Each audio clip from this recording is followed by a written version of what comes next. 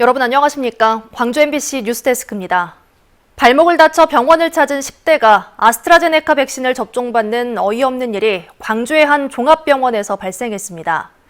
안전성 문제로 미성년자에겐 코로나19 백신 접종이 금지돼 있는데요.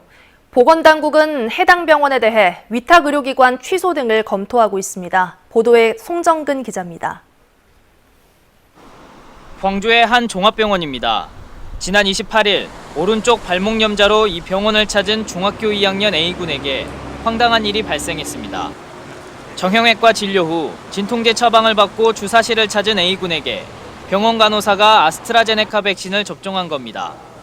아스트라제네카 백신은 안정성 등을 입증하기 위한 임상실험이 충분하지 않아 임산부와 미성년자에겐 접종이 금지돼 있습니다. 뒤늦게 사태를 파악한 병원 측은 A군의 보호자를 불러 오접종 경위를 설명한 뒤 이상 반응을 관찰하고 있습니다. 현재까지 A군에게 이상 증세는 나타나지 않은 것으로 알려지고 있습니다. 보건실 잘하는 데는 이런 것들 다 보고 있기 때문에 특별히 우리 언론 기자님들한테 특별히 말씀드릴 건 없어요. 방역당국은 해당 병원이 백신 접종실과 주사실을 따로 분리 조치하지 않아 오접종이 발생한 것으로 파악했습니다. 하지만 예진표만 확인했어도 발생하지 않았을 상황. 방역당국은 해당 병원에 대해 위탁 의료기관 취소 등도 검토하고 있습니다. 이런 매뉴얼상의 약간의 착오라든지 이런 부분이 언제라도 발생할 수 있습니다. 그래서 저희들 자체적으로 방역 당국에서도 지속적인 관리를 하도록 진행하겠고요. 지난달에도 광주 서구에서 80대 노인이 30분 만에 2차례 백신을 접종하는 등 과접종과 오접종이 이어지고 있습니다.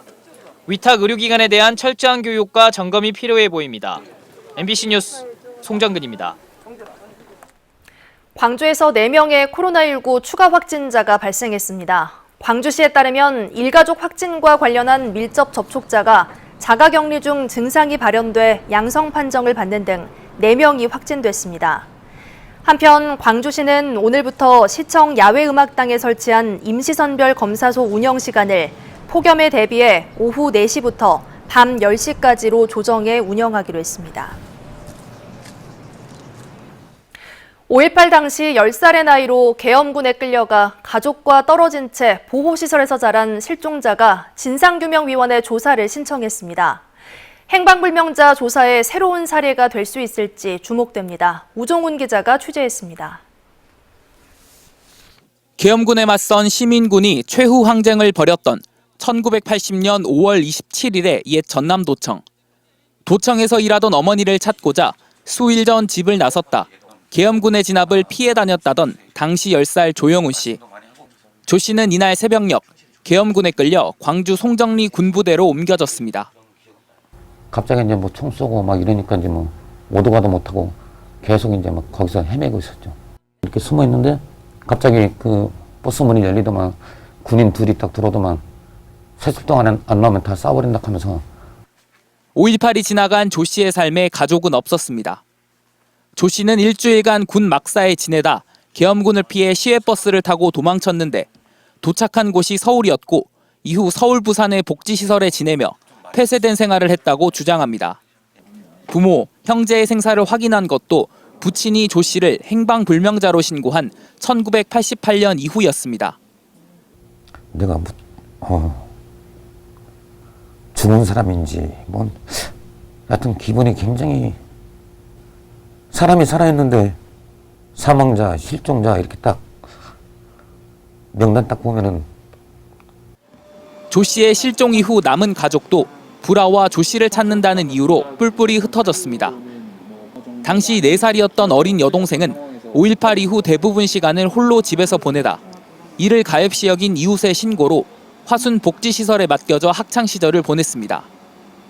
네, 그걸로 인해서 힘들어지고 하니까 언니도 오빠 찾으러 간다 하고 서울로 갔던 것 같고, 그게 없었으면 가족이 헤어질 일도 없었을 것 같아요. 조 씨를 포함해 진상규명위원회는 군경의 증언과 진료 기록을 토대로 5.18 당시 효덕초 인근 야산에서 안매장된 채 발견된 4세 어린아이 등 행방불명자에 대한 조사 결과를 발표할 계획입니다. 이번 조사로 41년간 드러나지 않은 행방불명자에 대한 진실이 풀릴지 주목됩니다. MBC 뉴스 우종훈입니다. 내년 6월 1일로 예정된 지방선거가 1년 앞으로 다가왔습니다. 이번 선거는 어떤 특징과 변수가 있고 무엇을 눈여겨봐야 할지 윤근수 기자가 정리했습니다.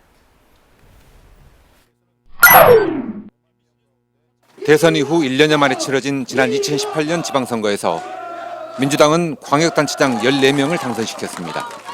기초단체장 역시 67%, 전국 시군구의 3분의 2를 민주당이 가져갔습니다.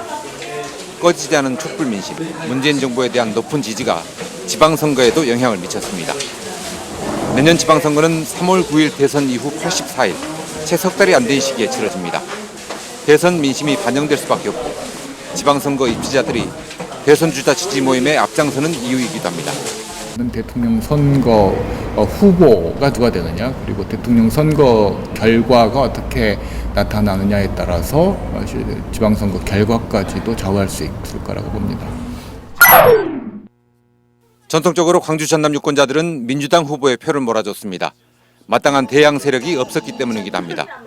국민의당이 녹색 돌풍을 일으켰던 지난 2016년 총선 때처럼 표심을 가져갈 대안정당이 출연할지, 호남 동행을 계속하고 있는 국민의힘이 찍을 만한 인물을 공천할지, 이건 조금 더 지켜볼 대목입니다. 공천이 곧 당선이란 인식 때문에 민주당에서는 경선이 더 뜨겁습니다. 이번엔 탈당 경력자들에 대한 페널티 조항이 변수가 될 전망입니다. 최근 10년 사이에 탈당한 경우는 득표율의 25%를 감산하기로 했기 때문입니다. 국민의당, 민주평화당, 민생당으로 옮겨 탔거나 무소속으로 이탈했던 정치인들은 출마 전략을 고민해야 하는 상황입니다. 정치 신인이나 청년, 여성에겐 오히려 기회가 될 수 있습니다. 민선자치가 시작된 이후 광주시장 선거에서는 딱 한 명, 박광태 시장만 재선에 성공했습니다. 반면 전남도지사 선거는 출마하면 적어도 재선은 보장됐습니다. 이번 지방선거에서 이용섭, 김용록 두 현직은 재선 도전이 확실히 보이지만 재선에 성공할지는 속단하기 어렵습니다. 결국은 앞서 얘기한 대선 민심이나 대안정당의 출현, 경선 룰 등이 종합적으로 영향을 미칠 것으로 보입니다. MBC 뉴스 윤근수입니다.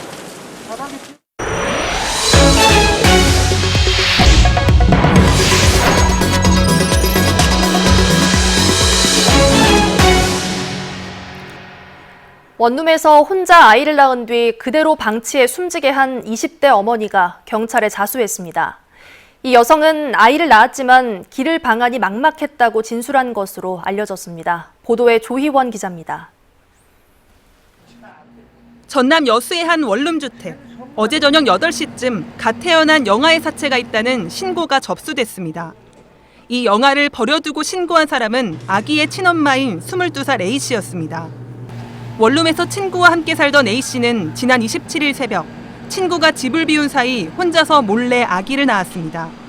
A씨는 경찰 조사에서 아기가 30분 만에 숨져 부엌 싱크대 아래에 놓아두었다고 진술했습니다. 그리고 사흘 뒤 돌아온 친구가 이 사실을 알게 된 뒤 결국 A씨는 경찰에 자수했습니다.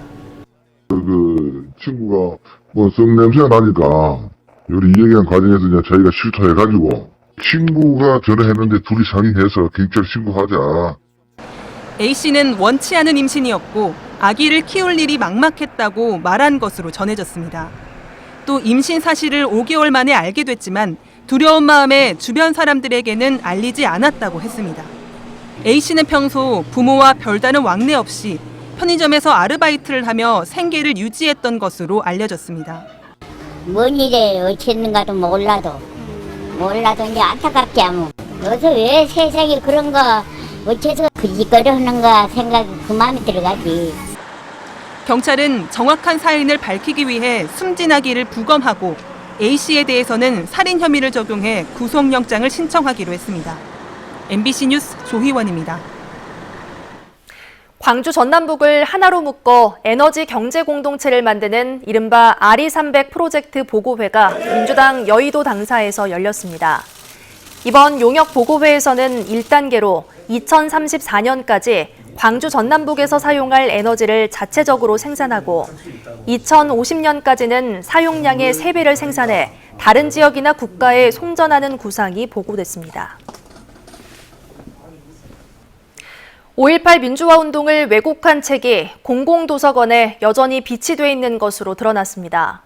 5.18 기념재단이 국회 도서관과 전국 대학교 도서관 450여 곳을 대상으로 조사한 결과 법원이 판매 배포를 금지한 전두환 회고록 1권, 혼돈의 시대와 북조선 5.18 아리랑, 무등산의 진달래 475송이가 일부 대학 도서관과 국회 도서관에 비치돼 있는 것으로 나타났습니다. 기념재단은 또 일부 도서는 온라인 서비스도 제공하고 있다며 역사 왜곡 논란 도서를 비치하는 것은 공공기관의 의무를 소홀히 한 것이라고 비판했습니다. 최근 논란이 됐던 여수 경도 개발 사업은 완공 시기가 다소 유동적이긴 하지만 큰 틀에선 차질 없이 추진될 것으로 전망됩니다. 투기 의혹에 이어 사업 재검토 논란까지 겪은 경도 개발 사업. 사업 주체와 자치단체, 지역사회의 역할과 소통의 중요성이 다시금 강조되고 있습니다. 최우식 기자의 보도입니다. 사업 주체인 미래에셋 측의 경도 개발 사업 전면 재검토 발언은 뜨거운 논란을 야기했습니다. 지역민들에 대한 협박이고 지나친 언론 플레이라는 비난이 쏟아졌고 일부에서는 실제로 사업 포기를 위한 사전 포석이란 불길한 추측도 나왔습니다. 부동산 투기 의혹 제기가 너무 섣부른 게 아니었냐는 자성의 목소리도 있었습니다. 곧바로 김영록 전남도지사와 경도 주민들이 사업을 재개해야 한다는 입장을 밝혔고 미래에셋과 시민단체가 만나면서 소통의 문제도 해결의 실마리를 찾았습니다. 미래에셋 측은 첫 만남일 뿐이어서 아직은 알 수 없다고 말했지만 오해를 풀고 문제가 해결된다면 사업 재개도 가능할 것으로 예상됩니다. 일방적인 표현으로 재검토라는 용어가 됐었는데 실제 20일 날 했었던 여수시 의회에서 했었던 그 내용은 재검토를 한다. 그런 명확한 표현은 아니었었습니다. 하지만 현재로선 전남도와 미래에셋이 목표하는 2024년 말 완공은 어려울 수 있습니다. 공사를 재개하더라도 전남도 건축경관심의에서 반려된 설계 변경에만 6개월 정도 필요합니다. 또 해수부 인허가 사항도 한 달 이상 소요될 수 있기 때문입니다. 전남도는 사업이 조속히 재개될 수 있도록 최선을 다하겠다고 밝혔습니다. 향후 여수 경도가 세계적인 해양 관광단지가 될 수 있도록 지역사회하고 더 긴밀히 소통하겠습니다. 그리고 여수 시민들께도 더 저희가 더 많이 설명하도록 그렇게 하겠습니다. 시민단체 입장도 크게 다르지 않습니다. 앞으로 저희들은 이러한 것들이 제대로 이루어지는가를 정말로 모니터링을 하겠습니다. 그래서 보다 더 좋은 방향으로 나갈 수 있도록 우리 시민단체도 적극 협력을 할. 미래에셋이 약속한 대로 공사를 서둘러 추진하고 지역사회가 그 과정에 함께하면서 소통하는 각각의 역할과 배려가 더더욱 중요해졌습니다. MBC 뉴스 최우식입니다. 광주 상무지구 상인들이 집합금지와 영업제한으로 인한 손실보상 소급 적용을 요구했습니다. 오늘 오후 2시쯤 상무지구 상인회 70여 명은 광주시청에서 집회를 열고 방역지침에 따른 손실보상액의 소급 적용과 영업시간 제한에 대한 합리적인 근거를 제시하라며 집회를 열었습니다. 이 과정에서 이용섭 광주시장과 면담을 요구하는 상인과 광주시 관계자 간의 실랑이가 벌어졌습니다. 광주시 감사위원회가 지난 2월부터 실시한 어린이 보호구역 관리 실태에 대한 특정감사 결과를 토대로 자치구 등의 시정 조치를 요구했습니다. 시정을 요구한 사항은 횡단보도 미표시와 신호등 미설치 등 보행안전시설 관련 사항이 116건, 과속이나 주정차 위반 CCTV 미설치 15건 등 모두 253건에 달합니다. 감사위는 또 주정차 단속 CCTV의 프로그램 오류 등으로 어린이 보호구역에서 과태료가 적게 부과된 사실을 확인하고 2억 8천여만 원을 추가 징수하도록 했습니다. 심야 시간에 모르는 남성에게 습격을 당했다는 신고가 접수돼 경찰이 수사에 나섰습니다. 광주 서부경찰서에 따르면 지난 26일 새벽 2시 20분쯤 광주 서구 쌍촌동의 한 골목길에서 괴한이 입을 틀어막고 끌어당겼다는 20대 여성의 신고가 접수됐습니다. 경찰은 CCTV 등을 토대로 용의자를 추적하고 있습니다. 광주 교사노조가 코로나19 백신 접종률을 높이기 위해 노쇼, 즉 자녀 백신 맞기 캠페인을 펼칩니다.